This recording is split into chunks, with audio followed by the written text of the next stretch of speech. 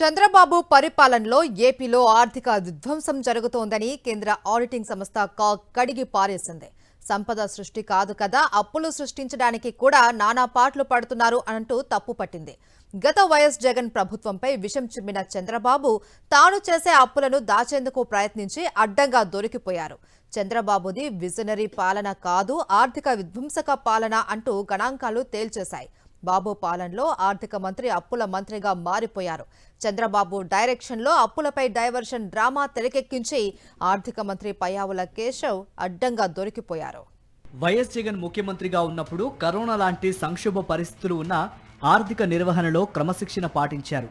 అయినా సరే చంద్రబాబు ఆయన ఎల్లో మీడియా కలిసి వైఎస్ జగన్ హయాంలో 5 ఏళ్లలో 14 లక్షల కోట్లు అప్పులు చేశారంటూ విపరీతంగా దుష్ప్రచారం చేశారు.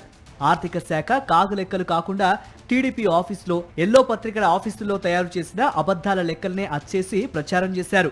నోటికొచ్చిన అబద్ధాలు చెప్పి అధికారంలోకి వచ్చాక కూడా సీఎం చంద్రబాబు, ఆర్థిక మంత్రి పయ్యావుల కేశవ్ అదే చెప్పారు. అయితే అసెంబ్లీ మండలి సమావేశాల్లో వైఎస్ఆర్ కాంగ్రెస్ పార్టీ సభ్యులు వేసిన ప్రశ్నలతో ఈ అబద్ధాల లెక్కల గుట్టు రట్టయింది. వైఎస్ జగన్ హయాంలో 5 ఏళ్లలో చేసిన అప్పులు కేవలం 3,37,000 కోట్లు మాత్రమే అని సాక్షాత్తు చంద్రబాబు ప్రభుత్వమే లిఖితపూర్వకంగా వెల్లడించింది.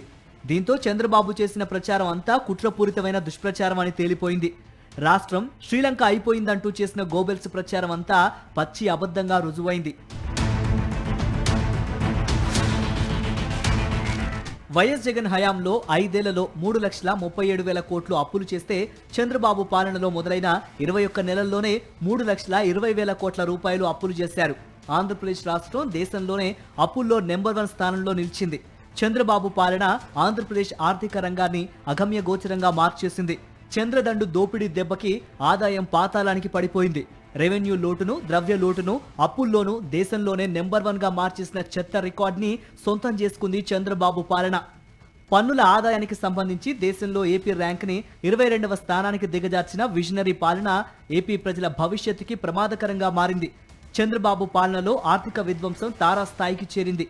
ఇదే విషయాన్ని ఇటీవల జరిగిన అసెంబ్లీ సమావేశాల్లో విడుదల చేసిన కాగ్ నివేదికే స్పష్టం చేసింది. చంద్రబాబు పాలనలో ఆర్థిక నిర్వహణ అత్యంత ఆందోళనకరంగా ఉందని కాగ్ కడిగి పారేసింది.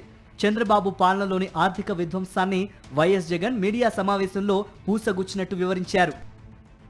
చంద్రబాబు అధికారంలోకి వచ్చిన తొలి ఏడాది 2024-25లోనే దారుణ పరిస్థితి కనిపిస్తుంది. ఆ ఏడాది ప్రభుత్వ వ్యయం 2,49,096 కోట్లు కాగా ప్రభుత్వ ఆదాయం 1,68,024.85 కోట్లు మాత్రమే. మరోవైపు రెవెన్యూ లోటు 60,225 కోట్లు కాగా ద్రవ్య లోటు 81,071.18 కోట్లు. అంటే ఒక్క ఏడాదిలోనే రెవెన్యూ లోటు 55.84% పెరగ్గా ద్రవ్య లోటు అంటే అప్పులు 29.26% పెరిగాయి. రాష్ట్ర ఆర్థిక రంగ నిర్వహణలో చంద్రబాబు సర్కార్ ఒక విధ్వంసక రికార్డుని నెలకొల్పింది. ఏ రాష్ట్రమైనా కేంద్రం నిర్ణయించిన పరిధికి లోబడి అప్పు చేయాలి. కానీ చంద్రబాబు సర్కార్ ప్రతి ఏడాది దాన్ని యథేచ్ఛగా ఉల్లంఘించింది. నాడు 2014 నుంచి 19 మధ్య కూడా చంద్రబాబు ఎన్బీసీ పరిధిని దాటి 29,099 కోట్లు ఎక్కువ అప్పులు చేశారు. అదే వైఎస్ జగన్ ప్రభుత్వం 2019 నుంచి 24 మధ్య ఎన్బీసీ పరిమితి కన్నా 12,707 కోట్లు తక్కువ అప్పు చేసి ఆర్థిక క్రమశిక్షణ పాటించింది. ఆ తర్వాత 2024లో చంద్రబాబు మళ్లీ సీఎం కాగానే సీన్ రివర్స్. తొలి ఏడాదిలోనే ఎన్బీసీ పరిమితికి మించి 17,953 కోట్లు ఎక్కువ అప్పు చేశారు. ఇక 2025-26లో పరిస్థితి అంతకన్నా ఘోరంగా తయారైంది. ఈ 2 ఏళ్లలో చంద్రబాబు సర్కార్ తెచ్చిన అప్పులు, కుదుర్చుకున్న అప్పులు అన్నీ కలిపి ఇప్పటికే 3.2 లక్షల కోట్లు దాటాయి. తాను అధికారంలోకి వచ్చిన తొలి ఏడాది 2024-25లో నెట్ బారోయింగ్ సీలింగ్ అంటే పరిమితికి మించి ఏకంగా 17,953 కోట్లు అధికంగా అప్పులు తీసుకొచ్చారు. ఎన్బీసీ సీలింగ్ కన్నా కింద కనపడతాయి చూడండి. ఇక 2025-26 ఏడాదిలో పరిస్థితి చూస్తే ఇంతకన్నా ఘోరంగా ఉంది. ఈ 2 ఏళ్లలో చంద్రబాబు తెచ్చిన అప్పులు ఒకసారి గమనిస్తే చంద్రబాబు నాయుడు గారు తెచ్చిన అప్పులు, కుదుర్చుకున్న అప్పులు, వీటి గ్రాస్ అప్పులు, వీటికి సంబంధించిన గ్రాస్ అప్పులు ఎంత అని చూస్తే 3,20,000 కోట్లు దాటాయి. 3,20,000 కోట్లు దాటాయి ఇప్పటికే. మా 5 ఏళ్ల పీరియడ్లో కూడా మేము తీసుకొచ్చిన అప్పులు 3,31,000 కోట్లు అయితే, ఈయన తీసుకొచ్చిన అప్పులు, ఈయన కాంట్రాక్టెడ్ అప్పులు గ్రాస్గా చూస్తే 3,20,000 కోట్లు దాటాయి. కన్సాలిడేటెడ్ ఫండ్ లెక్కలు చంద్రబాబు ప్రభుత్వం ఆర్థిక విధ్వంసానికి పరాకాష్ఠగా నిలుస్తున్నాయి. సాధారణంగా ట్రెజరీలో కనీస క్యాష్ బ్యాలెన్స్ ఉండాలి. ఆ మినిమం క్యాష్ బ్యాలెన్స్ కన్సాలిడేటెడ్ ఫండ్లో లేకపోతే అది వెంటనే స్పెషల్ డ్రాయింగ్ ఫెసిలిటీకి దారితీస్తుంది. ప్రభుత్వ ఖజానాలో ఎప్పుడైతే డబ్బులు లేకుండా పోతాయో మొదట ఎస్డిఎఫ్ ట్రిగ్గర్ అవుతుంది. ఆ అమౌంట్ కూడా దాటిపోతే వడ్డీతో సహా చేబదులు ట్రిగ్గర్ అవుతుంది. అది కూడా దాటిపోతే అప్పుడు ఓవర్ డ్రాఫ్ట్కి వెళ్ళాలి. ఇవన్నీ కూడా రకరకాల వడ్డీతో కూడిన విధానాలు. ట్రెజరీలో మినిమం బ్యాలెన్స్ లేకపోతే ఈ పరిస్థితి వస్తుంది. చంద్రబాబు ప్రభుత్వం హయాంలో 2024-25లో అలా ట్రెజరీలో మినిమం బ్యాలెన్స్ ఉన్నది కేవలం 8 రోజులు మాత్రమే. అంటే 365 రోజులకి 357 రోజుల పాటు ట్రెజరీలో మినిమం బ్యాలెన్స్ లేకుండానే ప్రభుత్వం నడిచినట్లుగా సాక్షాత్తు కాగ్ నిర్ధారించింది. విపరీతంగా అప్పులు చేయటం ఒక తప్పైతే ఆ అప్పులను దాచే ప్రయత్నం చేయటం చంద్రబాబుకే చెల్లుతోంది. 2024-25లో చంద్రబాబు ప్రభుత్వం వాస్తవంగా చేసిన అప్పులు 81,082 కోట్లు. ఇది కాగ్ నివేదికలో కూడా స్పష్టంగా ఉంది. కానీ అసెంబ్లీలో ఆ అప్పును కేవలం 60,485 కోట్లుగా చూపారు. అలా పూర్తిగా తప్పుడు సమాచారం ఇచ్చి 20,000 కోట్ల రూపాయల అప్పును దాచిపెట్టారు. దీని మీద కేంద్ర కేబినెట్ సెక్రటరీకి ఫిర్యాదు చేయనున్నట్టు వైఎస్ జగన్ వార్నింగ్ ఇచ్చారు. బడ్జెట్ బయట అప్పులకు సంబంధించి ప్రభుత్వం అసెంబ్లీలో కూడా లెక్కలు చెప్పకుండా దాచిపెట్టింది.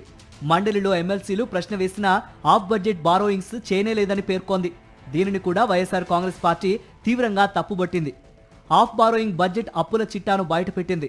ఈ అప్పులను ఆధారాలు రికార్డులతో సహా వైఎస్ జగన్ బట్టబయలు చేస్తే ఏపీ ఆర్థిక మంత్రి పయ్యావుల కేశవ్ వాటికి సమాధానం చెప్పలేక డైవర్షన్కు తెరలేపారు. నెట్ బారోయింగ్ కెపాసిటీకి లోబడి అప్పులు చేసినట్టు పచ్చి అబద్ధాన్ని చెప్పుకొచ్చారు. మంత్రి పయ్యావుల కేశవ్ లెక్కలు అన్నీ తప్పేనని, దమ్ముంటే ఆర్థిక శాఖ అధికారులతో లిఖితపూర్వకంగా రాసివ్వగలరా అంటూ మాజీ మంత్రి పేర్ని నాని సవాల్ విసిరారు. ఆంధ్రప్రదేశ్ రాష్ట్ర ఈ అబద్ధాల కేశవ్ గురించి మనకు అనవసరం. నేను ఆంధ్రప్రదేశ్ రాష్ట్ర ఆర్థిక శాఖ ముఖ్య కార్యదర్శి గారిని కూడా ఛాలెంజ్ చేస్తున్నా. మంత్రి మీ పై అధికారి కదా, మీ మంత్రి గారు మాట్లాడుతున్నాడు కదా, మంత్రి గారు మాట్లాడతాకి మీరు లెక్క రాసిచ్చారా? రాసిస్తే మీ మంత్రి గారు మాట్లాడింది అబద్ధం కాదు. మా మంత్రి ఆర్థిక శాఖ మంత్రి, అప్పుల శాఖ మంత్రి కాదు, అబద్ధాల కేశవ్ కాదు, అతను పయ్యావుల కేసు అని చెప్పని మీకు నమ్మకం కలిగితే మీరే ఆ లెక్కలు రాసిస్తే ఈ 2 ఏళ్లలో మీరు చేసింది, మీ ప్రభుత్వం చేసింది 1,05,000 కోట్లే అని చెప్పి మీరు రాసి సంతకం పెట్టి ముద్రేసి స్టాంప్ వేసి ఇచ్చే ధైర్యం మీకుందా? రాష్ట్రంలో ఆర్థిక విధ్వంసం సృష్టిస్తున్న చంద్రబాబు అన్ని వర్గాలను మోసం చేస్తున్నారని మండిపడ్డారు మాజీ ఆర్థిక మంత్రి బుగ్గన రాజేంద్రనాథ్. చంద్రబాబు ప్రభుత్వం వచ్చిన తర్వాత చేస్తున్న అప్పులపై తప్పుడు లెక్కలు చెబుతోందని ఆగ్రహం వ్యక్తం చేశారు. పరిమితికి మించి అప్పులు చేయడమే కాకుండా అధిక వడ్డీలకు తెస్తోందని బుగ్గన విమర్శించారు. ఆర్బీఐ నుంచి తెచ్చిన చేబదులు అప్పు కాదా? బడ్జెట్ పుస్తకాల్లో అప్పుల వివరాలు ఎందుకు చూపించలేదని మాజీ ఆర్థిక మంత్రి నిలదీశారు. చేసిన అప్పులు ఏమయ్యాయని బుగ్గన ప్రశ్నించారు. 2025-26లో మొదటి 9 నెలల్లో అప్పులు ఎంత చూపించినారు మీరు? అప్పులు 81,597 కోట్లు. ఇంకా 3 నెలలు ఉంది. కానీ అంటే ఇప్పటికే మీరు 81,597 అంటే 81,600 కోట్లు ఇప్పటికే చేసినారు. మీరు దాంట్లో చూపిస్తుండేది ఎంత? 80,500 కోట్లు. ఏంది అసలు ఈ లెక్కలు? మీరు ఇప్పటికే చేసినారు. ఇది మొత్తం లెక్కేస్తే 2 ఏళ్ళకి లెక్కేస్తే 3,12,000 కోట్లు చేసినారు. మీరు 3,12,000 కోట్లు చేసి మీరు చేసిన అప్పన్న చూపించడం లేదు. అంటే తగ్గిస్తారా? అంటే ఇప్పుడు మీరు చెప్పే ప్రకారము ఇంకొక 3 నెలలు అంటే 9 నెలలకే 81,600 కోట్లు ఇంచుమించు చేసినారు.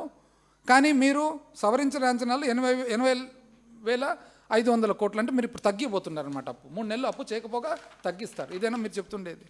వైఎస్ఆర్సీపీ ప్రభుత్వం 9.74 లక్షల కోట్లు అప్పులను వారసత్వంగా ఇచ్చిందని చెబుతున్న పయ్యావుల కేశవ్ ఇదే మాటను రాష్ట్ర ఆర్థిక శాఖ ముఖ్య కార్యదర్శి సంతకంతో ప్రకటన రిలీజ్ చేసే దమ్ముందా అంటూ మాజీ మంత్రి పేర్ని నాని విసిరిన సవాల్కు అటు నుంచి సౌండ్ లేదు. మంత్రి మాట్లాడింది అబద్ధం కాదని, 2 ఏళ్లలో కూటమి ప్రభుత్వం చేసిన అప్పులు కేవలం 1,05,000 కోట్లేనని వారం రోజుల్లో ప్రభుత్వం తరఫున అధికారికంగా ఇవ్వగలరా? ఇవ్వలేకపోతే పయ్యావుల కేశవ్ ఛాంబర్ బయట అబద్ధాల కేశవ్ అని పేరు మార్చుకుంటారా అని పేర్ని నాని ఘాటైన సవాల్ విసిరారు. పేర్ని సవాళ్లపై పయ్యావుల స్పందిస్తారో లేదో చూడాలి.